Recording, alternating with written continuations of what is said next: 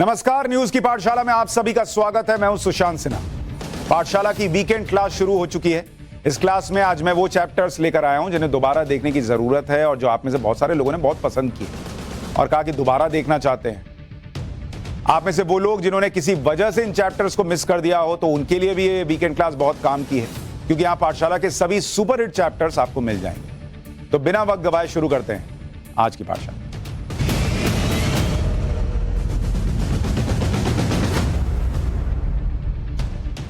आजकल आप सुन रहे होंगे कोई कह रहा है कि भारत के सामने चीन पाकिस्तान का चैलेंज है। जैसे राहुल गांधी ने बोला ना कि चीन और पाकिस्तान एक हो गए हैं और जब युद्ध होगा तो दोनों मिलकर लड़ेंगे, दोनों से लड़ना होगा। तो वो बता रहे हैं कि चीन पाकिस्तान चैलेंज है इंडिया के लिए। इसी तरह से कोई रूस यूक्रेन युद्ध के चैलेंज की बात कर रहा है और इसमें भारत के रोल की बात हो रही है। जैसे जेलेंस्की ने पीएम मोदी से फोन पर पीस फॉर्मूले में मदद मांगी कि भाई नरेंद्र मोदी जी आप कुछ मदद कीजिए, कैसे शांति आए। पुतिन से बात हो ही चुकी है, सीआईए कह चुका है कि भाई नरेंद्र मोदी की वजह से रूस ने न्यूक्लियर वॉर नहीं की। तो इंडिया की पावर बढ़ रही है, हर किसी को लगता है इंडिया ही सुलझा सकता है मसला, तो वो अलग चल रहा है। लेकिन नरेंद्र मोदी के सामने सबसे बड़ा चैलेंज कुछ और है। चीन पाकिस्तान रूस यूक्रेन, इससे भी बड़ा एक चैलेंज है जिसको उन्हें झेलना पड़ रहा है बतौर प्रधानमंत्री, और वो चैलेंज है महंगाई का। क्योंकि आपको हमको रोज महंगाई जो है वो परेशान करती है ना। आम आदमी से जुड़ी हुई चीज क्या है? महंगाई। आप रोज पाकिस्तान बॉर्डर से थोड़ी ही परेशान हो रहे हैं, या चीन बॉर्डर पे क्या हो रहा है उससे आपका डायरेक्ट कनेक्शन नहीं है। कनेक्शन है लेकिन डायरेक्ट नहीं है। लेकिन महंगाई तो डायरेक्ट है ना भाई। आप जाएंगे मार्केट में, चीजें महंगी होती चली जाएंगी, फिर आपको परेशानी होगी। तो महंगाई से नरेंद्र मोदी सरकार को लड़ना पड़ रहा है, क्योंकि जो ग्लोबल हालात हैं उसमें मैंने आपको दिखाया कि कैसे इंडिया में महंगाई है और कैसे दुनिया में महंगाई है। लेकिन महंगाई को रोकने के लिए वैसे तो पीएम मोदी पिछले एक साल से बड़े कदम उठा रहे हैं, जिसका असर भी दिख रहा है और ये 6% के टारगेट से नीचे आ गई। जैसे अगर आपको महंगाई का एक आंकड़ा दिखाऊं कि इंडिया में इस वक्त महंगाई की स्थिति में, फिर आपको बताऊंगा कि नरेंद्र मोदी इस महंगाई के बीच में सोना खरीद क्यों रहे हैं और कौन सा सोना बांट रहे हैं जिसकी मैं बात कर रहा हूं। तो जो होलसेल महंगाई वो भारत के अंदर मई 2022 में ये होलसेल महंगाई, होलसेल इन्फ्लेशन जिसको कहते हैं, ये 15.8% पे, यानी करीब करीब 16% के आसपास। नरेंद्र मोदी सरकार इसको खींचकर नवंबर 2022 में इसको 5.8% पे ले आई। मतलब पूरा 10% डाउन कर दिया होलसेल इन्फ्लेशन। अच्छा, जो रिटेल इन्फ्लेशन, रिटेल महंगाई, उसको अगर आप देखें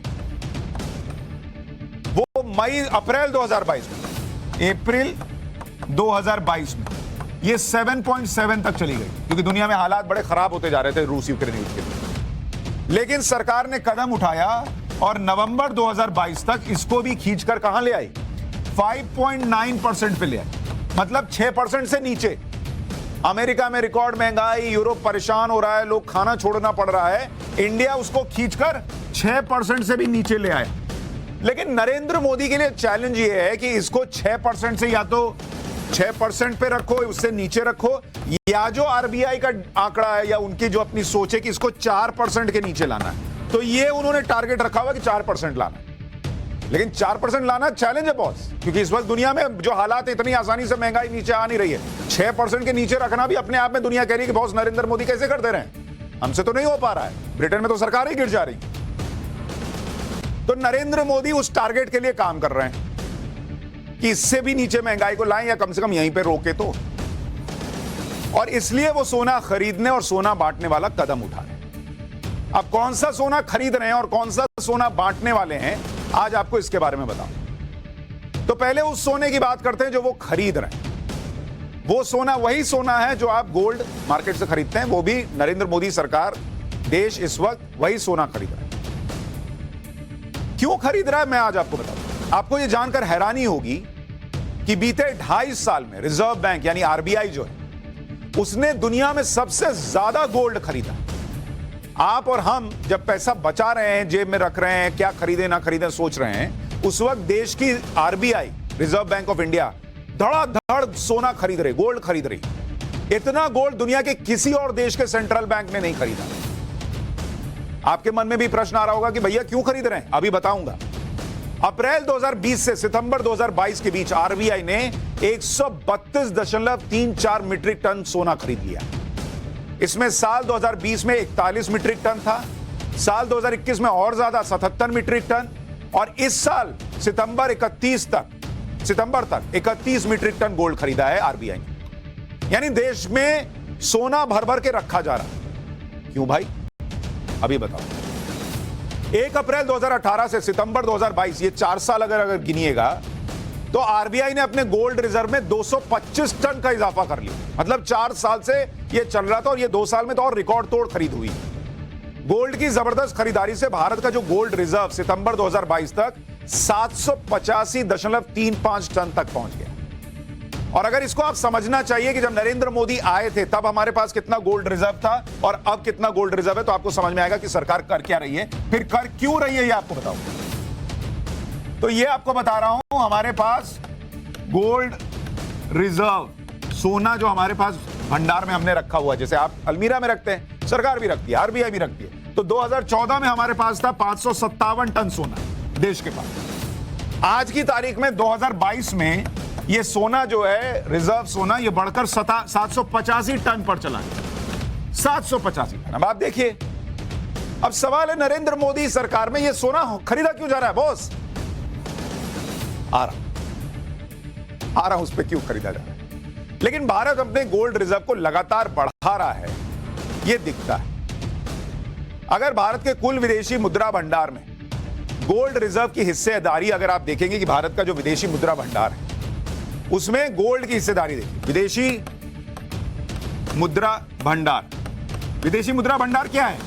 मतलब आप जो अपने पास फॉरेक्स रखते हैं, जो विदेशी मुद्रा जमा करके रखते हैं। दुनिया ग्लोबल है ना भाई, आपको सबकी जरूरत पड़ती है, तो विदेशी मुद्रा भंडार जो है वो रखना पड़ता है देशों को मजबूत आर्थिक स्थिति रखने के लिए, अर्थव्यवस्था रखने के लिए। तो इसमें एक हिस्सा क्या होता है? गोल्ड का होता है।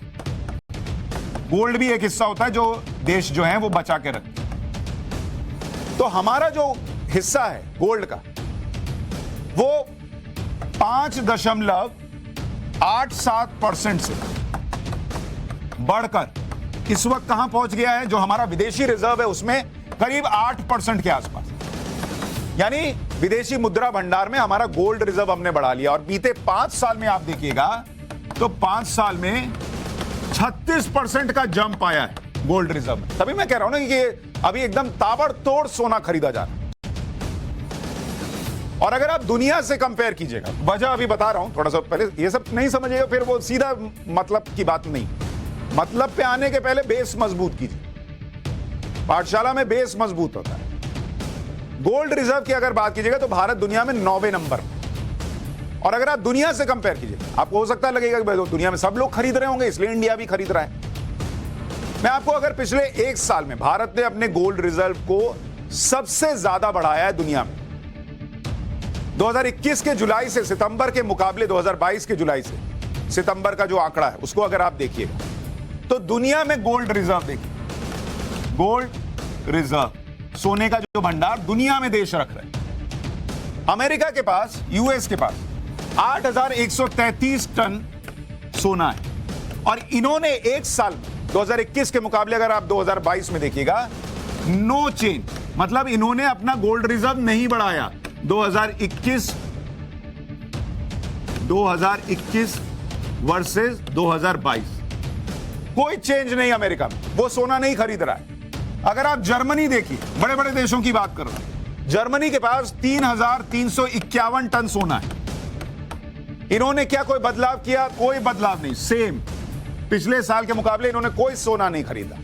इटली को आप देखिए, इटली का जो स्टोर है, रिजर्व है सोने का, वो 2,451 टन है। इनका भी सेम है, कोई बदलाव नहीं। फ्रांस 2,436 टन, रूस 2,298 टन। अगर रूस को देखिए जो युद्ध में है, उसने भी 1 साल में खरीदा है सोना, 2,298 टन इन्होंने किया है। इनका कितना चेंज आया है?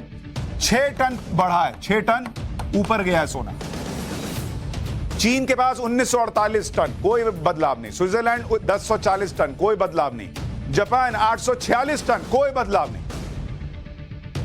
लेकिन भारत को देखिए, भारत के पास आज की डेट में जो पिछला आंकड़ा बता रहा हूं सितंबर तक का 768 टन सोना है और 63 टन का प्लस है पिछले साल के मुकाबले।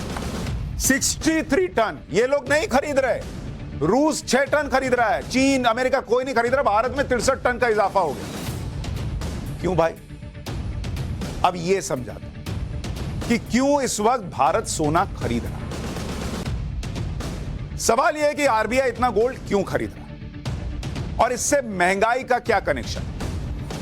इसे आपको इस तरह से समझना होगा कि पहले कोरोना और बाद में युद्ध की वजह से दुनिया के जितने देश हैं सब जगह महंगाई बढ़ी। तो अगर आपको इसको मैं समझाऊं कि ये क्यों हो रहा है, इसको इस तरह से समझिए कि 2 फैक्टर आए। पहले कोरोना आया, फिर आया युद्ध। इन दोनों की वजह से क्या हुआ, महंगाई दुनिया भर में ऊपर जाना शुरू हो गई। ये क्लियर है यहां तक? तो जब महंगाई बढ़ती है तो करेंसी की जो वैल्यू है, करेंसी की वैल्यू ये घट जाती है बॉस। भाई आपके यहां महंगाई है, आप पहले 10 रुपए में मान लीजिए 1 किलो आलू खरीद रहे थे, अब आप 20 रुपए देके 1 किलो आलू खरीद रहे हैं, तो आपके करेंसी की वैल्यू घट गई ना। पहले 10 का नोट लगता था, 20 का नोट लग रहा है। तो महंगाई अगर ऊपर जा रही है तो आपकी करेंसी की वैल्यू भी नीचे आनी शुरू होती है। लेकिन जो सोना है, जिसको हम गोल्ड कहते हैं, गोल्ड सोना, यह बड़ा सुरक्षित माना जाता है और यह परंपरा रही है। जैसे आपको याद होगा पुराने जमाने में भी दादी परदादी ये लोग क्या कहते थे, या दादा परदादा क्या कहते थे, सोना खरीद करो, ये सेफ है, ये नीचे नहीं जाने वाला। आप याद कीजिए कि साल 2020 में कोविड के दौरान जब दुनिया भर की मार्केट क्रैश हो रही थी, गिर रही थी ना मार्केट, तब भी गोल्ड का प्राइस ऑल टाइम हाई पे था, सोना चमक रहा था, सोने की चमक कम नहीं हुई, क्योंकि तब भी काफी अनिश्चितता का माहौल था और इसलिए ज्यादातर निवेशक गोल्ड में इन्वेस्ट कर रहे थे। सब गोल्ड में इन्वेस्ट कर रहे थे, तो इसकी कीमत ऊपर चली गई गोल्ड की। दुनिया के सभी सेंट्रल बैंक भी अपने रिजर्व का एक बड़ा हिस्सा गोल्ड में जरूर रखते हैं, क्योंकि अगर अनिश्चितता आए, आर्थिक हालात बिगड़े, तो गोल्ड ही ऐसा इंस्ट्रूमेंट है जिसकी वैल्यू कम नहीं होती। मान लीजिए रुपीस की वैल्यू कम हो गई, मान लीजिए पाउंड की वैल्यू कम हो गई, मान लीजिए दिनार की वैल्यू कम हो गई, गोल्ड की वैल्यू बढ़ गई, कम हो गई, लेकिन सोना जो है इसको सेफ माना जाता है कि भैया ये गोल्ड ऊपर ही जाएगा, इसके नीचे जाने की गुंजाइश बहुत कम होती है। इसलिए फॉरेक्स रिजर्व जो विदेशी निवेश विदेशी भंडार होता है, उसमें गोल्ड को जगह दी जाती है बड़े तौर पर। आप ये सुनकर हैरान रह जाएंगे कि सितंबर से नवंबर के बीच दुनिया भर के सेंट्रल बैंक्स ने 400 टन से ज्यादा सोना खरीदा। भारत सबसे ज्यादा खरीद रहा है, लेकिन दुनिया भर के और सेंट्रल बैंक भी खरीद रहे हैं। और ऐसा इसलिए क्योंकि यूक्रेन युद्ध की वजह से ग्लोबल इकोनॉमी का जो हाल है, उसमें दुनिया भर की करेंसी जो है वो नीचे जा रही है। आप हमारे यहां रोना सुनते हैं, रुपया कमजोर हो रहा है, रुपया कमजोर हो रहा है। मैंने आपको डिटेल में बताया था, दुनिया भर की करेंसी गिर रही है। जैसे टर्की की करेंसी है लीरा, टर्की, इसकी करेंसी है लीरा। बॉस ये 52% गिर गई, 52% नीचे आ गई एक साल के अंदर। उसने इसी दौरान 95 टन सोना खरीदा, 95 टन सोना खरीदा एक साल के अंदर। इसी तरह से इजिप्ट की करेंसी है जो 20% गिर गई, उसने 45 टन सोना खरीदा। भारत की जो करेंसी है, भारत की करेंसी ये गिरी है 8% डाउन गई है। और इसी साल सितंबर तक 31 टन सोना भारत ने खरीदा।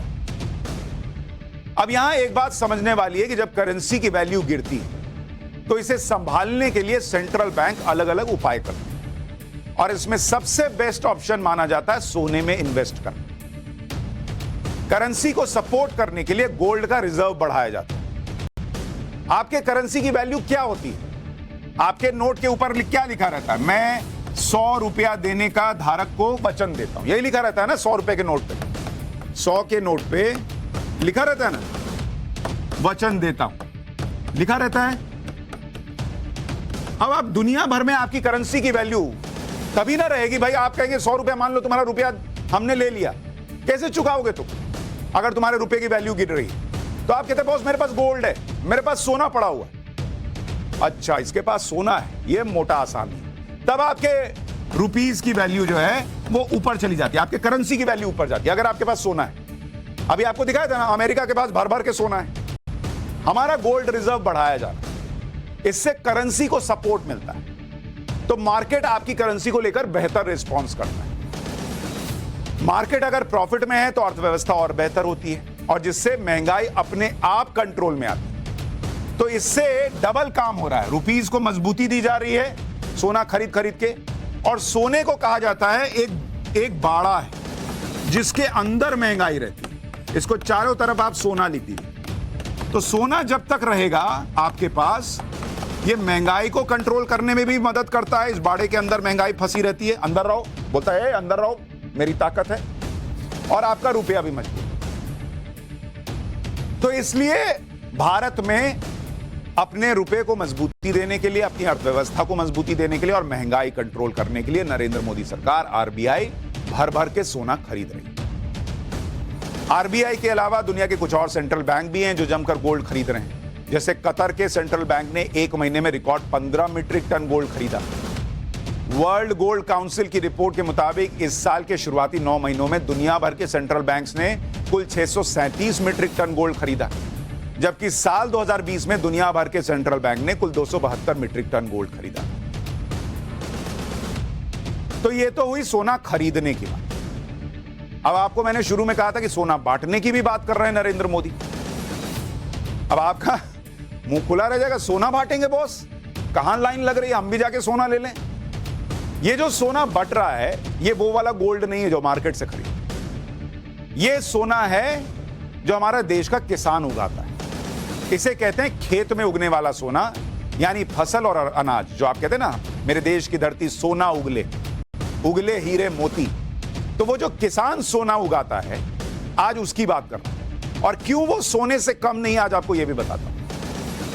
आपको शायद पता हो, कईयों को हो सकता है नहीं पता होगा, हाल में प्रधानमंत्री नरेंद्र मोदी ने कोरोना काल में शुरू हुई गरीब कल्याण अन्न योजना और खाद्य सुरक्षा योजना, दोनों को आपस में मिला दिया। जो आपको गरीब को सस्ते दाम पर अनाज मिलता था, और जो गरीब को कोरोना काल में फ्री में अनाज मिलता था, अब दोनों को क्लब कर दिया।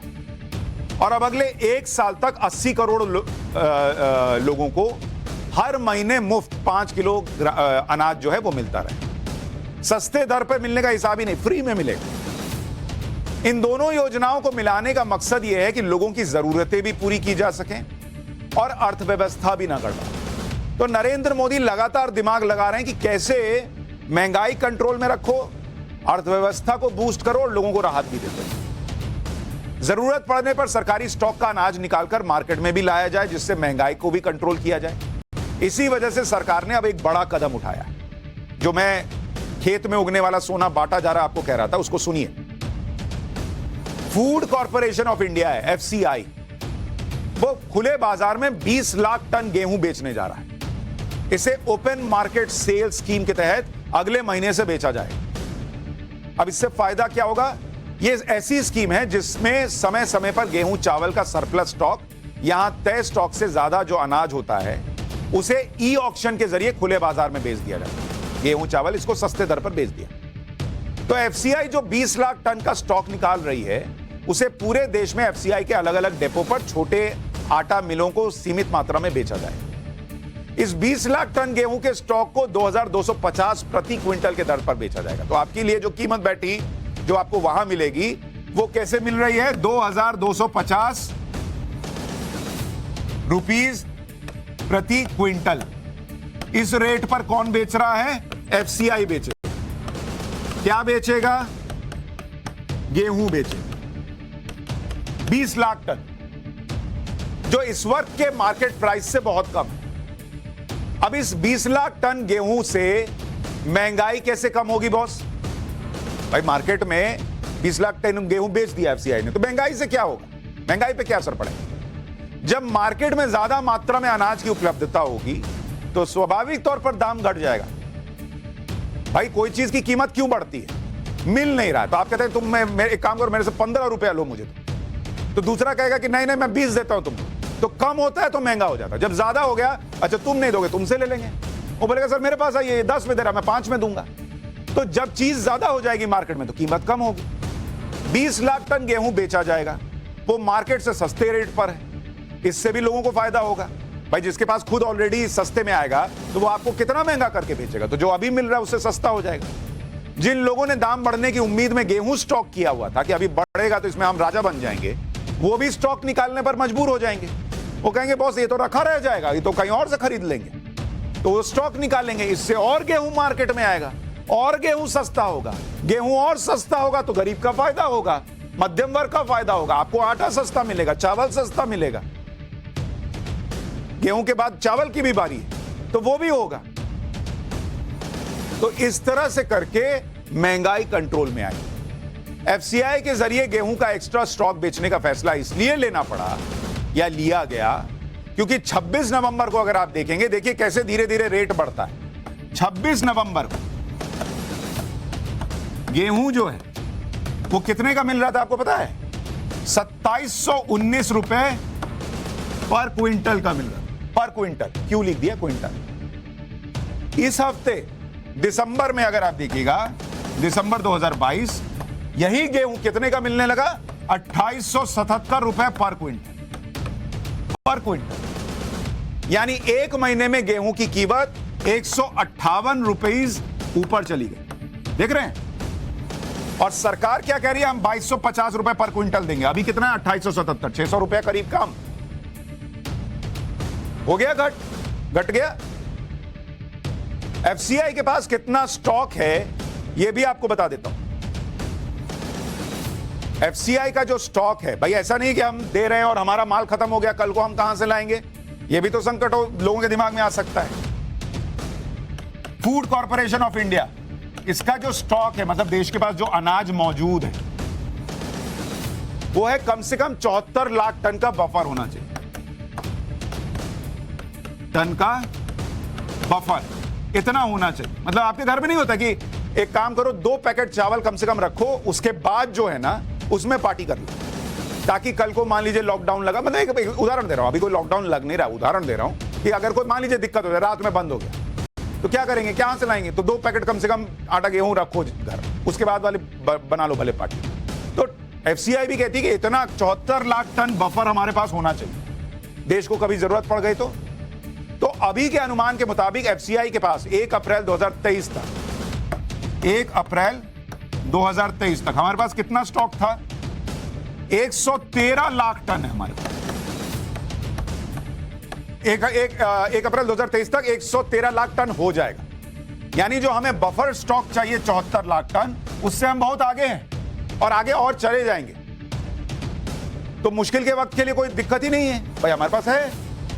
Food corporation of India he MSP पर किसानों से उनकी पैदावार खरीदता है। भले नेता कहते रहे कि एमएसपी नहीं मिल रही, एमएसपी नहीं दे रही है, सरकार एमएसपी बंद करने जा रही है, लेकिन एमएसपी पे खरीद के रिकॉर्ड जो है हम भर के रख रहे हैं स्टॉक में। तो यही एफसीआई के स्टॉक से लेकर जो पीडीएस होता है, पब्लिक डिस्ट्रीब्यूशन सिस्टम, वहां गरीबों को राशन दिया जाता है। तो एफसीआई अनाज का बफर स्टॉक रखता है ताकि जरूरत के मुताबिक इस्तेमाल किया जा सके। वही स्टॉक निकाल कर बेचा जा रहा है। लीजिए, मार्केट में भर के कर दीजिए गेहूं, सब सस्ता हो जाएगा। बैठो, तुम जमा करके रखो, कुछ नहीं मिलने वाला तुमको। गेहूं के रेट बढ़ने से रोकने के लिए सरकारी स्टॉक से गेहूं इसलिए भी निकालना मुमकिन हो सका क्योंकि सरकार ने खाद्य सुरक्षा योजना और कोविड के दौरान मुफ्त राशन योजना को जोड़ दिया आपस में। कोरोना काल में प्रधानमंत्री गरीब कल्याण अन्न योजना के जरिए 2.5 साल से ज्यादा तक 80 करोड़ जनता तक मुफ्त राशन पहुंचे। इस योजना पर 3,45,000 करोड़ रुपए खर्च हुए और इसमें 1,121 लाख मीट्रिक टन अनाज बांटा गया। इस योजना को नेशनल फूड सिक्योरिटी एक्ट में मिलाकर एनएफएसए के तहत अगले 1 साल तक 80 करोड़ लोगों को मुफ्त राशन दिया जाना जारी रखा जाएगा। यह कह दिया गया कि अभी 1 साल और मिलेगा। इससे केंद्र सरकार पर 2 लाख करोड़ रुपए सालाना का खर्च आएगा। लेकिन बड़ी बात यह है कि राज्यों को कोई पैसा खर्च नहीं करना है। नरेंद्र मोदी सरकार ने कहा कि राज्य जो पीडीएस सिस्टम के तहत सस्ता अनाज देते थे, यहां से केंद्र ने दिया मान लीजिए 5 रुपए, राज्य कहते थे चलो हम तुमको 3 रुपया और सस्ता दे रहे हैं, तो 2 रुपया का हो गया, या हम फ्री कर दे रहे हैं, तो राज्य का भी 5 रुपया जा रहा है। तो वो फ्री वाला सबको मिलेगा। अब राज्यों को कोई पैसा खर्च करना ही नहीं। अभी तक नेशनल फूड सिक्योरिटी एक्ट यानी खाद्य सुरक्षा कानून के तहत सस्ते दर पर हर महीने 5 किलो राशन मिलता था। इसमें 3 रुपए प्रति किलो चावल और 2 रुपए का गेहूं मिलता था। सस्ते दर पर गरीबों को बांटा जाने वाला यह राशन केंद्र की तरफ से राज्यों को मिलता था और राज्य से गरीबों को बांटते थे। कुछ राज्य ऐसा करते थे कि केंद्र से आने वाले सस्ते अनाज पर कुछ सब्सिडी देकर उसे और सस्ता करके फिर मुफ्त में बांटते थे। उदाहरण के लिए जो चावल 3 रुपए किलो केंद्र से मिलता था, आंध्र प्रदेश की सरकार उसी चावल पर 2 रुपए की और सब्सिडी देकर उसको 1 रुपया में देती थी। इसी तरह से कर्नाटक, झारखंड, तमिलनाडु, तेलंगाना, राजस्थान, केरल, ओडिशा सब सस्ता अनाज दे रहे थे, सस्ता या मुफ्त देते थे। लेकिन अब केंद्र ने कोविड के दौरान शुरू हुई फ्री राशन योजना को नेशनल फूड सिक्योरिटी एक्ट में मिलाकर 1 साल के लिए राशन मुफ्त कर दिया। सस्ते का सिस्टम ही खत्म, सीधा मुफ्त। और इससे राज्यों को भी फायदा होगा कि उन्हें केंद्र से मिलने वाले राशन को और सस्ता करने के लिए सब्सिडी देने की जरूरत नहीं होगी, तो वो पैसा बचेगा, सब्सिडी का खर्च बच गया। इससे 4 फायदे सीधे सीधे दिख रहे हैं। एक तो जरूरतमंदों को फ्री में अनाज मिल रहा है। खाद्य सुरक्षा पर केंद्र का खर्च भी कम हो गया, क्योंकि 2 एक्ट में जा रहा था ना, इधर मुफ्त भी दे रहे हैं, उधर एक्ट में भी पैसा जा रहा है, तो डबल पैसा जा रहा है, तो वो बच गया। खाद्य सुरक्षा पर राज्यों का पैसा भी बच गया, उनको सब्सिडी नहीं देनी है। और 2 योजनाओं को एक करने से जो अनाज बचेगा वो ओपन मार्केट में प्राइस कंट्रोल करने में काम आएगा। भाई आप 2 योजना से दे रहे हैं, सस्ता भी दे रहे हैं और फ्री भी दे रहे हैं, उतना थोड़ी खा लेगा 5 आदमी का परिवार। तो वो जो बचेगा डबल देने से वो इधर उधर दे के और मार्केट में प्राइस कंट्रोल होगा, तो महंगाई कंट्रोल होगी। तो ये जो खेत से उगने वाला सोना है वो बांटने की स्कीम चल रही है। यहां एक बात और समझने वाली है कि अनाज को बर्बाद होने से अच्छा है कि उसे बांट दिया जाए या फिर ओपन मार्केट में लाया जाए, जिससे महंगाई कम हो। भाई इस देश में तो ऐसी सरकारें रही हैं जो अनाज सड़ जाता था लेकिन नहीं देती थी, इस तरह से नहीं देती थी। क्योंकि यूपीए के राज में याद कीजिए, आपको याद नहीं है, अनाज भले ही सड़ जाए उसे बांटा नहीं जाता था इस तरीके से फ्री में। साल 2013 में, बहुत सुनिए, जिनको लग रहा है कि ये क्या कमाल की चीज कर दी, 2013 में उस वक्त तत्कालीन फूड प्रोसेसिंग मंत्री थे शरद पवार मंत्री थे। उन्होंने खुद कहा था कि हर साल 44,000 करोड़ का इतने का अनाज बर्बाद होता है। इतना अनाज बर्बाद हो जाता था, लेकिन मिलता नहीं था गरीबों को फ्री में जैसे आज मिल रहा है। अनाज बर्बाद 2009-10 से जुलाई 2012 के बीच, 9-10 से 2012, जुलाई 2012, इस बीच में कितना अनाज बर्बाद हुआ आपको पता है? 17,546 टन अनाज बर्बाद हो गया बॉस, सड़ गया, लेकिन फ्री में नहीं बढ़ी। 2014 से पहले औसतन 5 से 6 हजार टन अनाज की सालाना बर्बादी हुई। सालाना 5 से 6 हजार टन बर्बाद हो जाता था, खत्म, किसी के काम का नहीं रहा। अब अनाज की बर्बादी को कैसे कंट्रोल किया गया सुनिए। जो 5-6 हजार टन बर्बाद होता था 2014 से पहले, अनाज बर्बाद वो था 5 से 6 हजार टन। आज की तारीख में क्या स्थिति है? 2019-20 आते आते तक व्यवस्था ऐसी की गई, कोल्ड स्टोरेज बनाना और दूसरी चीजें करना, ये 5,000 टन से घट के 1930 टन पर आ गए। 2020-21 में जो बर्बादी हुई अनाज की वो और घट गई, 1693 टन हो गया। ये देश में व्यवस्था की गई, अनाज बर्बाद होने से बचाया जा रहा है और गरीब को अनाज दिया भी जा रहा है। यूपीए सरकार के टाइम पर अनाज की बर्बादी पर सुप्रीम कोर्ट ने सरकार को फटकार लगाई थी। जिनको नहीं याद है याद दिला दो। साल 2010 में 12 अगस्त को सुप्रीम कोर्ट ने तत्कालीन यूपीए सरकार से कहा था कि एफसीआई के गोदाम में अनाज सड़ने की बजाय सरकार को इसे गरीबों को मुफ्त में बांट देना चाहिए। कोर्ट को कहना पड़ता था कि मुफ्त में दे दीजिए, बर्बाद कर रहे हैं, सड़ा रहे हैं, गरीब को दे दीजिए। इस देश में कोर्ट को बोलना पड़ता था, ऐसी भी सरकार थी। आज गरीब को मिल भी रहा है और महंगाई भी कंट्रोल हो रही है और बर्बादी भी रुक रही है। सुप्रीम कोर्ट के ऑर्डर के बाद भी 19 अगस्त को उस वक्त के कृषि मंत्री शरद पवार ने कहा कि गरीबों को मुफ्त अनाज देना संभव नहीं है। और ये बात जब सुप्रीम कोर्ट को बताई गई तो सुप्रीम कोर्ट को यह कहना पड़ा कि अपने मंत्री को बताइए कि सड़ने वाले अनाज को मुफ्त बांटने की बात हमारा आदेश है, कोई टिप्पणी नहीं है। मतलब court had to put his foot down, मतलब कोर्ट को कहना पड़ा कि हम आदेश दे रहे हैं, दीजिए फ्री में। इतने हल्के में ले रहे थे, कह रहे नहीं फ्री में नहीं दे सकते। कैसे मिल रहा है बॉस फ्री में आज की डेट में, और आपसे देते नहीं बनता था। तो ये देश में एक चेंज आया है गरीबों की, और इसलिए मुझे लगा कि महंगाई को लेकर किस तरह की लड़ाई लड़ी जा रही है वो देश को समझना और जानना चाहिए।